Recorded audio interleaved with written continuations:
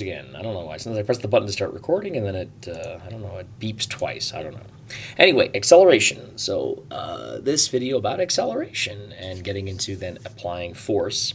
Because if you know acceleration and you know mass, you can find a force or any combination thereof, right? If I know mass and force, I can find acceleration, which we'll get to in a couple of minutes. So acceleration, what is it? It is the rate of change of velocity. Okay, rate of change. When you see the word rate, you should be thinking of a fraction, something divided by something else.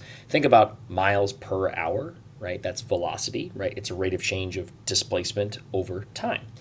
Acceleration is velocity over time, the change in velocity over the change in time. Okay, so when you're thinking about that, practically it means something is getting faster or something is getting slower. Okay, technically you should be thinking as well that getting faster or slower doesn't just have to mean like hitting the gas and going vroom and going faster, or hitting the brakes and screeching to a halt, right? It could also mean turning, right? Changing direction, okay, whether it's a plane, you running, you walking, a snail moving, a car, whatever. If you change direction, your velocity has changed because you're no longer going, let's say, this way, right? Your velocity is whatever, 10 meters per second this way.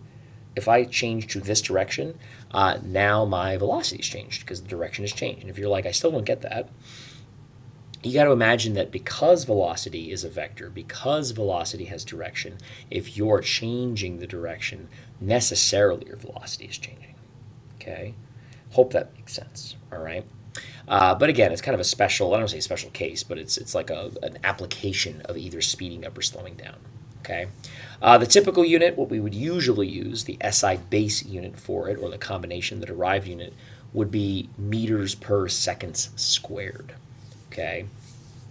And if you think about why this is, if you're like, well, why? Why is it being squared? You're taking a velocity, meters per second. That's like the numerator, and you're dividing by seconds. So it's meters per second divided by seconds.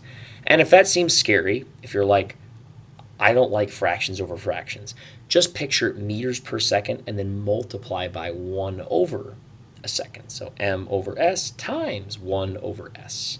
And that's how you get meters per second squared. Okay? And if that's still scary, I wouldn't panic too much about it. But I'm just trying to explain the math here. Okay? Hopefully it's making sense. Okay, denoted as A, right? A for acceleration makes sense. A lot of times we'd put the vector arrow on top of it. Okay, if you're in a physical science class, I don't think that that's the end of the world if you forget it. I think if you're in a physics class, I think if you're taking physics in high school, physics in college, you want to remember that. Okay, you want to keep track of your vectors. It's very important, especially as you get higher into physics. Okay, some practice problems with it, just so you can see it. Right, car starts at rest, so we have no velocity. And we're accelerating 2.5 meters per second squared for 15 seconds. I want to know, hey, how fast am I going after 15 seconds? It's simple. I just take my time. Yeah, that's a joke. I take my time, I multiply it by acceleration. Why does this work, you might ask? Well, hopefully you're going to tell me, of course, it's because the units cancel. Notice when we say the units cancel, though, notice what I'm canceling out here, right? I'm canceling out the 2.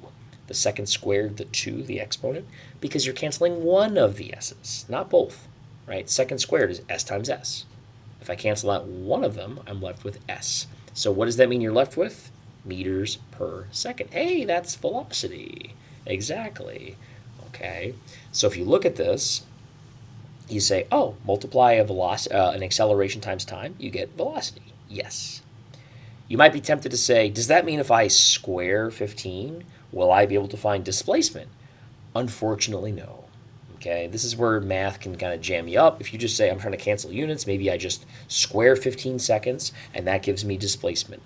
Unfortunately, it doesn't work that way, right? You would need some calculus, right, in order to understand that your displacement, because there's acceleration, your displacement is getting bigger faster, right? You start slow, getting faster and faster and faster. Your velocity is increasing, which means your displacement is increasing, but not at a linear rate, which means you can't just square it out, okay?